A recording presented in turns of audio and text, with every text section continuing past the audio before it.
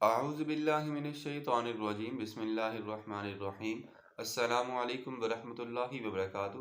محترم سامعین، آج کے ویڈیو میں ہم آپ کو یہ بتائیں گے کہ بچے کے ساتھ مسلسل دلچسپی اور اس کے حالات کا ہمیں متواتر جائزہ لیتے رہنا چاہیے۔ ماں باپ کے لیے یہ ویڈیو بنا رہا ہوں۔ بچے کے حالات سے متعلق پوچھتے رہنے اور اس کے معاملات میں دلچسپی لینے، اس کے حالات اور واقعات کے مسلسل جائزہ لینے اور اس کے دکھ اور سکھ میں شریک رہنے سے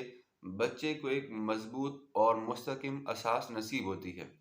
جس پر وہ زندگی کے تمام تر مشکلات کا سامنا کرنے کے لیے اعتماد کر سکتا ہے۔ اور یہ وہ اسباب ہیں کہ جن کے ذریعے سے دلوں کو ایک دوسرے سے ربط اور قرب نصیب ہوتا ہے اور بچے کے اور اس کے والدین کے درمیان بھروسے اور اعتماد کی بنیاد بھی کھڑی ہوتی ہے۔ اسی طرح اگر ہم جو والدین ہیں وہ بچے کے ساتھ دلچسپی لیں، بچے کے ہر معاملات میں دلچسپی لیں، تو اس سے نہ صرف یہ ہوتا ہے کہ ہم بچے کے ہر لمحے کے حالات سے باخبر رہ سکتے ہیں، بلکہ آنے والی مصیبتوں کا بھی ہم سامنا کر سکتے ہیں۔ اس کے علاوہ وہ اپنے بچوں کے لیے جس چیز کو مفید سمجھتے ہیں اسے ان کے لیے فروغ دیں، اور جن عادات اور اخلاق کو وہ اپنے بچے کے لیے نقصان دہ سمجھتے ہیں ان کا وہ تدارک کروا دیں، ان کو وہ چھڑوا دیں، بآسانی یہ کام کر سکتے ہیں۔ اس سے پہلے یہ عادات مضبوط اور طاقت ہو جانی چاہیے، اور ایسی ہو جانی چاہیے کہ ہم بچے کے ہر معاملات سے باخبر بھی ہوں، تاکہ ہمیں اپنے بچے کے حالات سے باخبر رہنے کے لیے، اور جب ہم باخبر ہو جائیں تو پھر اس کے بعد ہم اس کا حل بھی نکال سکیں جو کہ ان کو مشکلات کا سامنا کرنا پڑ رہا ہے۔ اسی طرح اگر ہم یہ بھی دیکھیں تو ہمارے جو والدین ہیں وہ بچے کے متعلق مختلف اندیشوں کے احوالوں میں شکار ہوتے ہیں۔ مثلا بچے ہمارے فکر سے، ہماری سوچ سے کہیں زیادہ ہوشیار ہوتی ہیں، وہ ہر شے کا بڑی توجہ سے جائزہ لیتے ہیں اور اس سے نتائج بھی اخذ کرتے ہیں۔ یہ بات ذہن میں رکھیے گا۔ بسا اوقات کیا ہوتا ہے کہ ان کے ذہنوں میں ایسے اندیشے ابھرتے ہیں جو ان کے دلی اطمینان کو بے قرار ہی نہیں کرتے بلکہ وہ جھنجھوڑ کے رکھ دیتے ہیں۔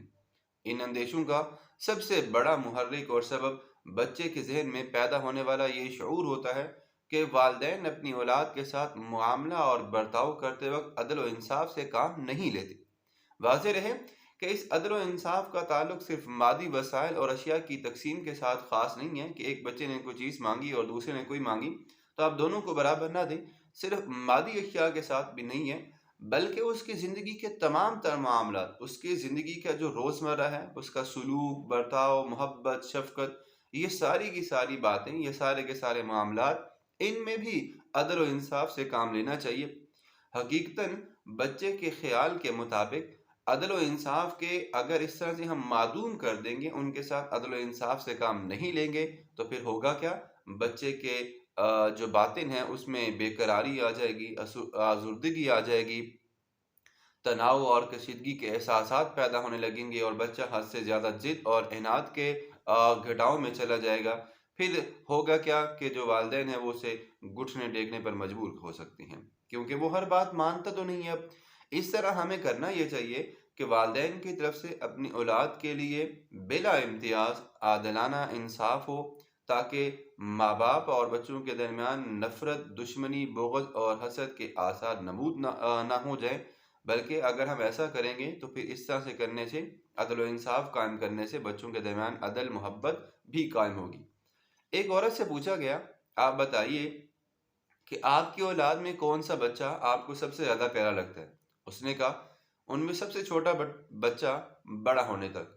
ان میں سے بیمار بچہ شفا یاب ہونے تک، اور ان میں سے غیر موجود بچہ واپس آ جانے تک۔ اس خصوصی توجہ کے دائرے کار میں یتیم بچے بھی آ جاتے ہیں، اور وہ بچے بھی جو دائمی معذوریوں یا مشکلات سے دوچار ہو سکتے ہیں۔ اس لیے ہمیں بچوں کے ساتھ عادلانہ انصاف کرنا چاہیے تاکہ ہمارے بچے ہمارے ساتھ شفقت اور محبت کا برتاؤ اپناتے رہا کریں۔